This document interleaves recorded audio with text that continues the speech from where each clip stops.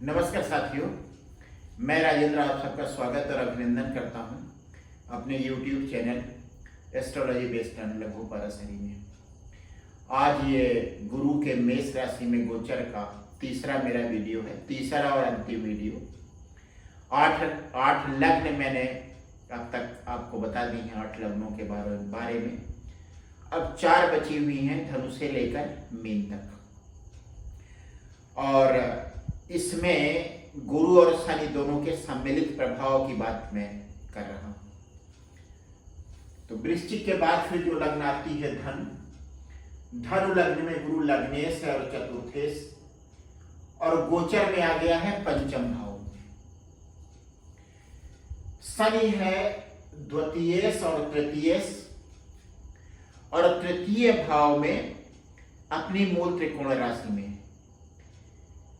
शनि जैसा क्रूर ग्रह तीसरे भाव, छठे भाव और 11वें भाव में अच्छे फल देता है, और यहाँ तो तीसरे भाव में उसकी मूल त्रिकोण राशि है, इसलिए शनि अपनी अच्छी स्थिति में है।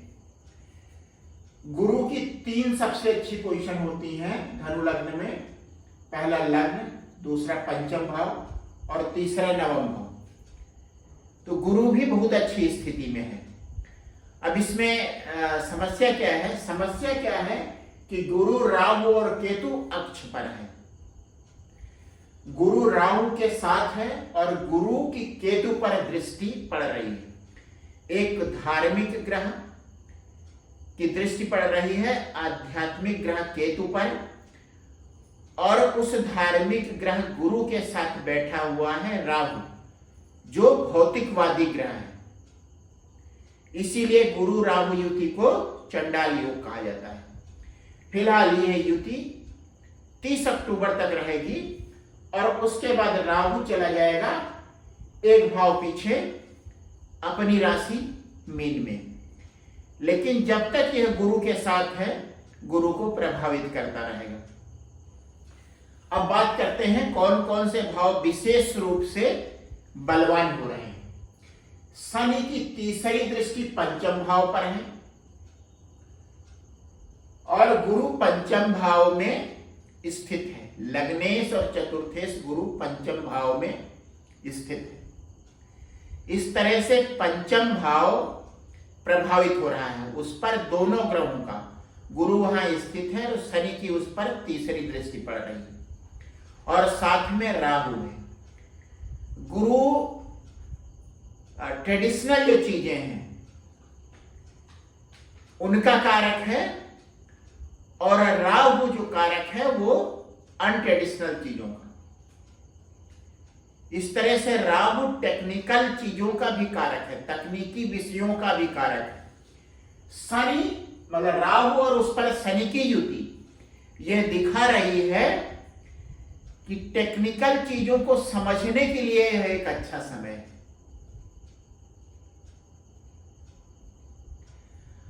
अब बात यह आती है कि अगर राहु का ज्यादा प्रभाव गुरु पर नहीं है और पंचम भाव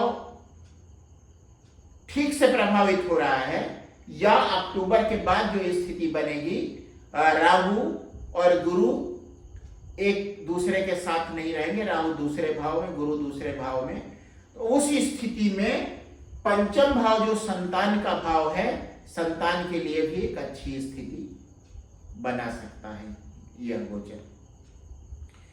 अभी जो स्थिति है वह यह है कि राहु प्रभावित करेगा व्यक्ति को अनट्रेडिशनल ढंग से पैसा कमाने के लिए, या विशेष लक्ष्मी भाव भी है, जैसे शेयर मार्केट, सट्टा, जुआ। तो व्यक्ति को इन चीजों से बचना चाहिए। दूसरी बात यह है कि यह भाव प्यार का भी भाव है, और राहु एक भ्रम है। तो जो जातक धनु लग्न के हैं, उन्हें सोशल मीडिया पर यदि वो किसी को फ्रेंड बनाते हैं या किसी के साथ प्यार करते हैं, तो उसके बारे में यह जानकारी कर ले कि वह प्रामाणिक व्यक्ति है या नहीं। फिलहाल गुरु बहुत अच्छी स्थिति में है, शनि अपनी मूल त्रिकोण राशि में है, और पंचम भाव विशेष करके बली हो रहा है, तो पंचम भाव के परिणाम मिलेंगे। हाँ, राहु उन भावों को प्रभावित करेगा। जैसे राहु व्यक्ति का झुकाव करेगा शेयर मार्केट की तरफ, उसमें बिना जाने समझे इन्वेस्टमेंट ना करें। किसी तरीके की लत से बचें, जैसे जुआ है या सट्टा, उनसे बचें। और अगर उनसे बचेंगे तो यह एक अच्छा समय रहेगा। टेक्निकल विषयों को समझने में अपना ध्यान लगाएं। अगर कोई मित्र बना रहे हैं, किसी से प्यार की स्थिति बनती है, तो उसमें सामने वाले को समझ बूझकर कुछ करें। उसके बाद गुरु की दृष्टि है नवम भाव पर और शनि की भी दृष्टि है नवम भाव पर। इस तरह से नवम भाव को भी दोनों ग्रह प्रभावित कर रहे हैं। नवम भाव धर्म का भाव है, लेकिन जब राहु की बात आएगी तो कोशिश यह करें कि राहु से प्रभावित, मतलब धर्म में जो कुछ एक तरह से अनट्रेडिशनल चीजें हैं या जो कोई दूसरा धर्म है, उसको समझने की कोशिश करें और उसमें भावुक होकर बहुत आगे तक न बढ़ जाए। किसी दूसरे धर्म की ओर भावुक होकर इस तरह से आकर्षित न हो कि आप उधर कुछ ज्यादा ही कदम बढ़ा लें। अपने धर्म को समझें और दूसरे धर्म को भी समझें, लेकिन एक लिमिट से आगे न बढ़ें। जब राहु का प्रभाव खत्म हो जाएगा और गुरु की दृष्टि नवम भाव पर होगी, शनि की दृष्टि भी नवम भाव पर होगी, तो वह एक अच्छा समय होगा धर्म में रुचि की और धर्म के प्रति एक आस्था को जगाने की। उसके बाद सातवें भाव धन भाव में केतु स्थित है, गुरु की उस पर दृष्टि है, इसलिए थोड़ा सा एक डिटैचमेंट व्यक्ति के दिमाग में आएगा। वह इस तरह का होगा कि किसी तरह की उपलब्धि उसे मिलती है तो ठीक, नहीं मिलती है तो ठीक, किसी तरह का विशेष प्रयास में उसकी रुचि नहीं रहेगी। इसके बाद गुरु की नवम दृष्टि लग्न पर है और लग्नेश पर शनि की दृष्टि है। इस तरह से लग्न मजबूत स्थिति में है और लग्नेश पर शनि की दृष्टि पड़ रही है। यह एक अच्छी स्थिति है लग्न के लिए।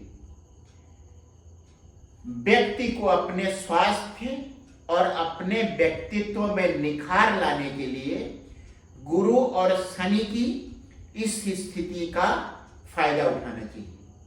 जो उसकी हॉबीज हैं, जो उसकी रुचियां हैं, उसको परिष्कृत करे और उस पर आगे बढ़े, उसका यह समय है। तीसरा भाव है रुचि का और पांचवा भाव है प्यार। अपनी रुचियों से प्यार करने के लिए यह एक अच्छा समय है। यह तो बात हुई धनु लग्न की। उसके बाद मकर लग्न की। मकर लग्न में शनि लग्नेश है और द्वितीयेश है, और द्वितीयेश होकर अपने भाव में बैठा हुआ है, तो धन के लिए एक अच्छी स्थिति बन रही है, धन संग्रह के लिए एक अच्छी स्थिति बन रही है। लेकिन व्ययेश और तृतीयेश गुरु चतुर्थ भाव में आ रहा है राहु के साथ। व्यय भाव का संबंध चतुर्थ भाव, जो भाव मकान, गाड़ी और मां का है, मकान और गाड़ी पर सोच समझकर खर्च करें। मां के स्वास्थ्य का ध्यान रखें, क्योंकि 12वां भाव अच्छा भाव नहीं है, अस्पताल का भी भाव। और शनि की दृष्टि भी चतुर्थ भाव पर पड़ रही है, तो जो भी संपत्ति में, वाहन में निवेश करना है या उसे खरीदना है, तो उस पर सोच विचार करके कुछ इन्वेस्ट करें या खर्च करें, मां के स्वास्थ्य का ध्यान रखें। उसके बाद गुरु की दृष्टि है दशम भाव पर, और वहां पर केतु स्थित है। फिर से एक तरह से भौतिक जगत के कामों के प्रति व्यक्ति की अनिच्छा हो सकती है, इससे बच के रहें। और गुरु की 5वीं दृष्टि होगी अष्टम भाव पर, शनि की 7वीं दृष्टि होगी अष्टम भाव पर। गुरु द्वादश भाव का स्वामी है और द्वादशेश गुरु पर शनि का प्रभाव है। इस तरह से द्वादश भाव बलशाली हो रहा है। गुरु की दृष्टि अष्टम भाव पर है और शनि की दृष्टि अष्टम भाव पर है। इसका मतलब द्वादश भाव, अष्टम भाव, चतुर्थ भाव में गुरु है और शनि की उस पर तृतीय दृष्टि पड़ रही है। मतलब मोक्ष त्रिकोण के तीनों भाव, चतुर्थ भाव, अष्टम भाव और द्वादश भाव बलशाली हो रहे हैं। इसका अर्थ हुआ कि मकर लग्न वालों को पूजा पाठ, ध्यान, प्राणायाम और योग में लगे रहने का एक अच्छा समय है। और अगर इन सब से ध्यान हटाएंगे, भौतिक जगत की तरफ ध्यान बढ़ाएंगे, तब किसी तरीके का नुकसान भी हो रहा है। दशम भाव में बैठा हुआ केतु इन कामों में सहायक होगा।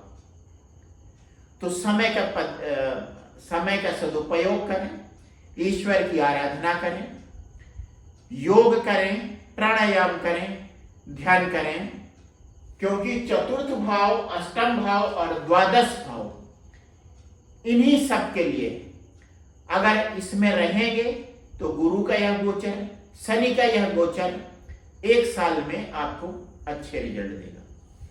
लेकिन भौतिक जगत में ज्यादा फंसे नहीं, उससे थोड़ा सा संभल के रहें।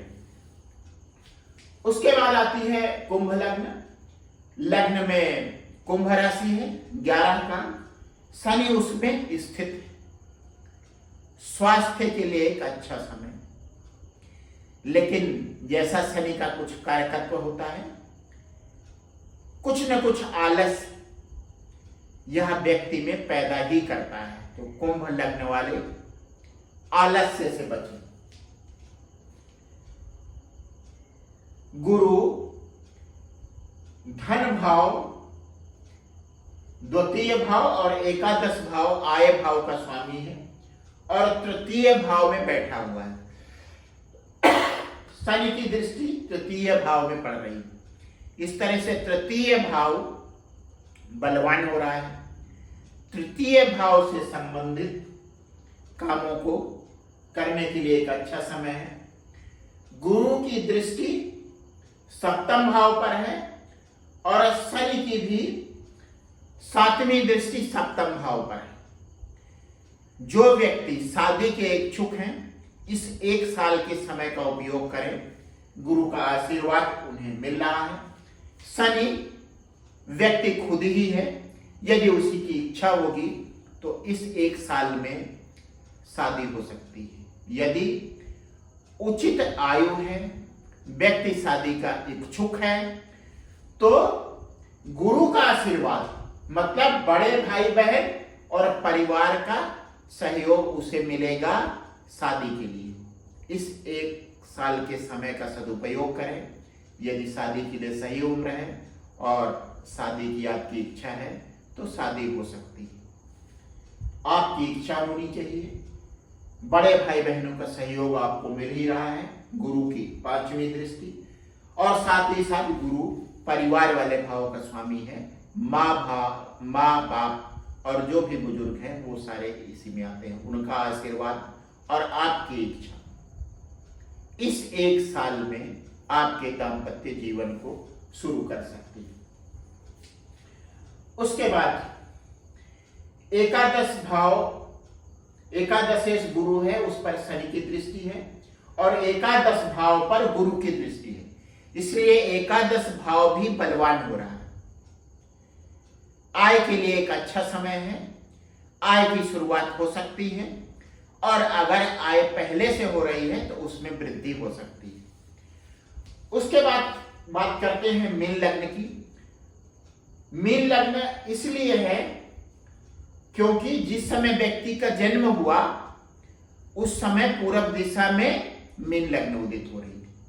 मीन लग्न का यही अर्थ हुआ कि जिस समय व्यक्ति का जन्म हुआ पूरब दिशा में मीन लग्न उदित हो रही थी और जो पूरब दिशा का भाव है, प्रथम भाव है, उसमें मीन राशि का अंक 12 इसलिए लिख दिया गया है। तो दशमेश और लग्नेश गुरु द्वितीय भाव में चला गया है। ठीक स्थिति, गुरु परिवार भाव में चला गया है, गुरु दशमेश है, गुरु लग्नेश है, इसलिए एक अच्छी स्थिति बनती है। बस समस्या क्या बनती है कि राहु केतु अक्ष पर गुरु। तो इस स्थिति में, इस अच्छी स्थिति में 30 अक्टूबर के बाद यह पूरी तरह से एक अच्छी स्थिति हो जाएगी जब राहु लग्न में चला जाएगा। तो लग्न को तो वह प्रभावित करेगा, लग्न को प्रभावित करेगा, लेकिन द्वितीय भाव मुक्त हो जाएगा राहु की गिरफ्त से। फिलहाल राहु की लग्न में स्थिति भी कोई अच्छी स्थिति नहीं है क्योंकि राहु जो मीन राशि है, गुरु की राशि है, उसमें अच्छे फल नहीं देता है। शनि द्वादश भाव में है, तो कौन कौन से भाव बलवान हो रहे हैं? द्वितीय भाव, छठे भाव पर गुरु की 5वीं दृष्टि है और शनि की 7वीं दृष्टि है। द्वितीय भाव, छठा भाव और दशम भाव, अष्टम भाव भी। अष्टम भाव पर केवल गुरु की दृष्टि है। इस तरह से द्वितीय भाव, छठा भाव और दशम भाव बलशाली हो रहे हैं। यदि किसी की नौकरी लगने का, किसी व्यवसाय को शुरू करने का समय, उचित समय है, तो वह 1 साल में शुरू हो सकता है और उससे अर्निंग हो सकती है। दशम भाव और लग्न का स्वामी द्वितीय भाव, धन भाव में पहुंच गया है, वह इस चीज को दिखाता है, इस चीज का प्रतीक है, इसका प्रतीक है। और चूंकि शनि की दृष्टि छठे भाव पर है, गुरु की दृष्टि भी शनि के भाव पर है, इसलिए छठे भाव से संबंधित कारक भी मजबूत हो रहे हैं। उनसे बचें, बीमारियों से बचें, क्योंकि लग्नेश गुरु जो द्वितीय भाव है, भोजन वाला भाव, उसमें स्थित है और छठा भाव बलवान हो रहा है, गुरु की भी उस पर दृष्टि हो रही है जो लग्न का भाव है। और जब गुरु की बात आती है तो गुरु विशेष करके जो मीठे पदार्थ होते हैं उनको खाने का शौकीन होता है मीन लग्न का व्यक्ति। तो अपने खान पान पर ध्यान रखें, अन्यथा स्वास्थ्य प्रभावित हो सकता है। अष्टम भाव की जहां तक बात है, उस पर गुरु की दृष्टि है, साधना करें, उसमें भी सफलता मिलेगी। और दशम भाव के लिए यह है नौकरी के लिए और नौकरी से आय के लिए, यह 1 साल एक अच्छी स्थिति लेकर आ रहा है। बस पूरी 12 लग्न मैंने आपको बता दी हैं, आप इसे अपनी लग्न पर लगाइए, अपनी अपनी लग्न पर लगाइए। यदि आपके जीवन में गुरु या शनि की महादशा चल रही, क्योंकि मेरा फोकस गुरु गोचर पर ज़्यादा है, तो विशेष करके गुरु की महादशा चल रही है, तब जो बातें मैंने आपको बताई हैं वह ज़्यादा सही हों। दूसरी बात यह है कि शनि अपनी मूल त्रिकोण राशि में है। मूल त्रिकोण राशि का मतलब शनि बलवान है, गुरु अपने मित्र की राशि में है, इसलिए गुरु भी बलवान है। इसलिए यह गोचर फल देने में तो सक्षम है, लेकिन फल तभी मिलेंगे जब आपकी महादशा गुरु की हो या शनि की। यदि यह महादशा नहीं है और अंतरदशा है तब भी फल मिल सकते हैं, क्योंकि गुरु और शनि की अंतरदशाएं भी लंबी होती हैं। बस आज का वीडियो यहीं पर मैं समाप्त करता हूँ। आप सबको बहुत बहुत धन्यवाद मेरे वीडियोज को देखने के लिए और सुनने के लिए।